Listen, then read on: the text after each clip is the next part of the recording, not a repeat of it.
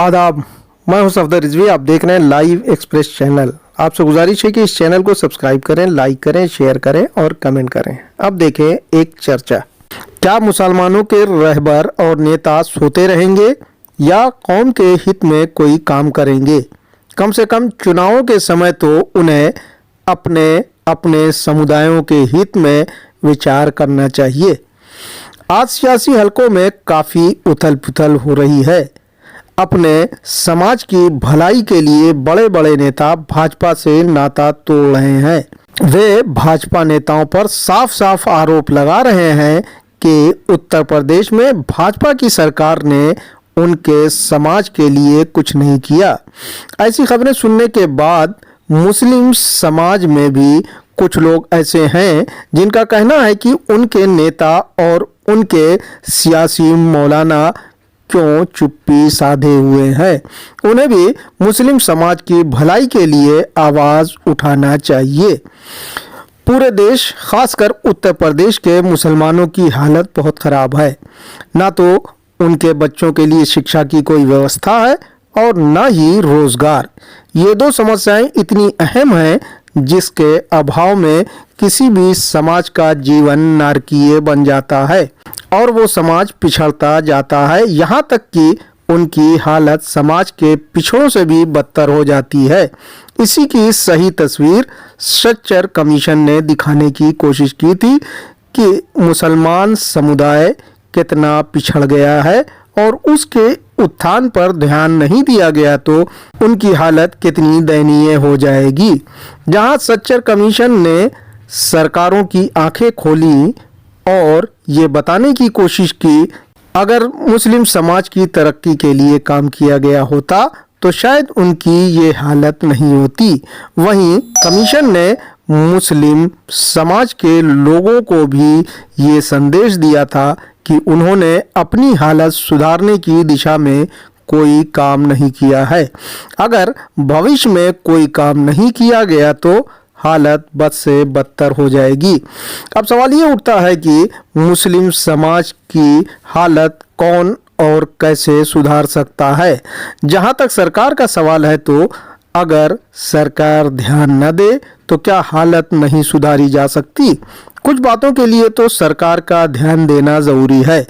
अगर वो जानबूझकर या कुछ कारणवश काम नहीं करे तो समाज पर बुरा असर पड़ेगा। लेकिन बहुत से ऐसे काम हैं जो समाज के जागरूक नागरिक, सियासी मौलवी, मौलाना और नेता अंजाम दे सकते हैं, जिससे समाज में सुधार हो सकता है और समाज तरक्की कर सकता है। अब सवाल ये उठता है कि क्या ऐसा किया गया या किया जा रहा है? अगर नहीं तो क्यों नहीं किया गया? क्या हमारे मौलवी, मुल्ला और मौलानाओं ने समाज के धनाढ्य लोगों को एक मंच पर बिठाया और गरीबों के लिए कोई काम किया? क्या वक्फ संपत्तियों के मुतवल्लियों को एक जगह बुलाकर उनसे समुदाय के हित में कदम उठाने की बात की गई? क्योंकि वक्फ के मुतवल्लियों के पास लाखों और करोड़ों रुपए बैंक में जमा है, जिसका सही इस्तेमाल समाज के लोगों को रोजगार देने के लिए कल कारखाने लगाकर किया जा सकता था। क्या ऐसा किया गया? क्या हुसैनाबाद ट्रस्ट के पास वक्फ के करोड़ों रुपए नहीं हैं? क्या गुफरामा वक्फ के पास करोड़ों रुपए जमा नहीं है? क्या दरगाह के पास लाखों रुपए जमा नहीं है? ऐसा ही दूसरे ट्रस्टों के पास भी है।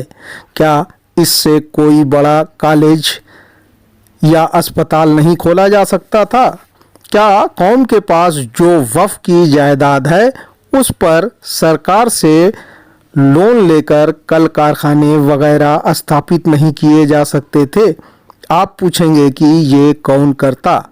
इस सवाल का जवाब ये है कि ये उसी को करना चाहिए जो अपने आप को कौम का रहबर कहलाता है। जब वे अपने को रहबर कहला रहे हैं तो ये उन्हीं रहबर की जिम्मेदारी है। कभी ऐसा नहीं देखा गया जो लोग ये नारा लगा रहे हों कि कौम का रहबर कैसा हो तो नाम लेकर बोला जाता है कि कल्बे जवाद जैसा हो। कभी उन्होंने मना नहीं किया कि रहबर मत कहो। जी हाँ, सुनिए। जैसा हो हम करे पर कैसा हो, जवान जैसा हो हम करे पर कैसा हो, जवान जैसा हो हम करे पर कैसा हो, जवान जैसा हो हम करे पर कैसा हो, जवान जैसा हो हम करे पर कैसा हो, जवान जैसा हो जवान जैसा हो हम करे पर कैसा हो।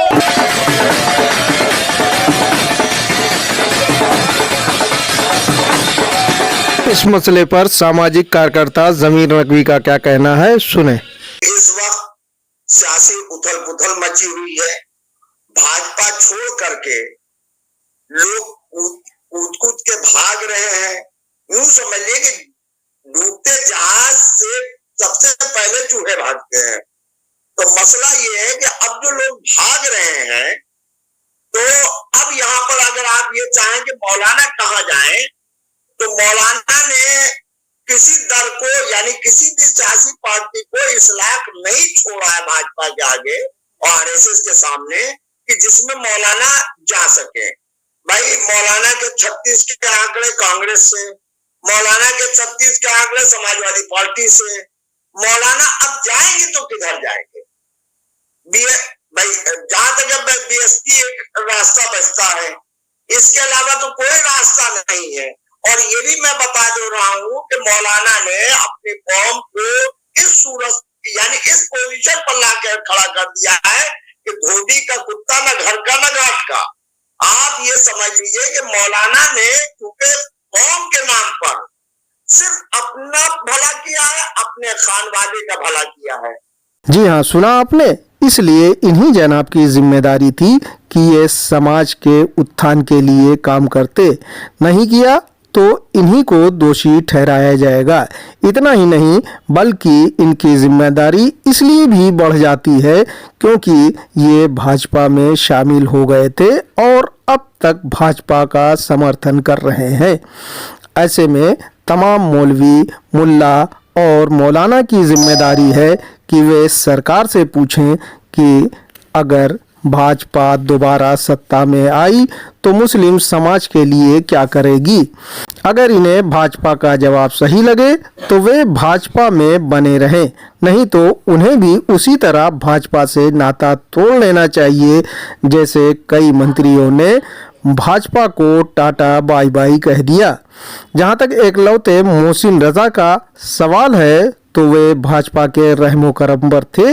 वे न तो कल मुस्लिम समाज के हित के लिए कोई आवाज उठाने की हालत में थे और न ही आज, क्योंकि अगर वे कुछ बोलेंगे तो उनका कान पकड़कर बाहर का रास्ता दिखा दिया जाएगा।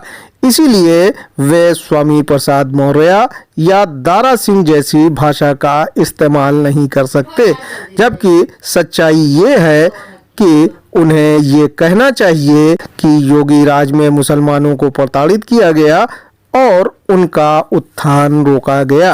बहरहाल लालची मौलवी, मुल्ला और मौलानाओं को उन सभी नेताओं से पूछना चाहिए कि वे मुस्लिम समाज के लिए क्या करेंगे, जो उनसे वोट तो मांग रहे हैं पर उन्हें बता नहीं रहे हैं कि वे सत्ता में आने के बाद उन्हें क्या देंगे। इसलिए जो इस सवाल का सही जवाब दे उसी पार्टी का समर्थन करना चाहिए और अंधभक्ति छोड़ देनी चाहिए। आपसे गुजारिश है कि इस चैनल को सब्सक्राइब करें, लाइक करें, शेयर करें और कमेंट करें।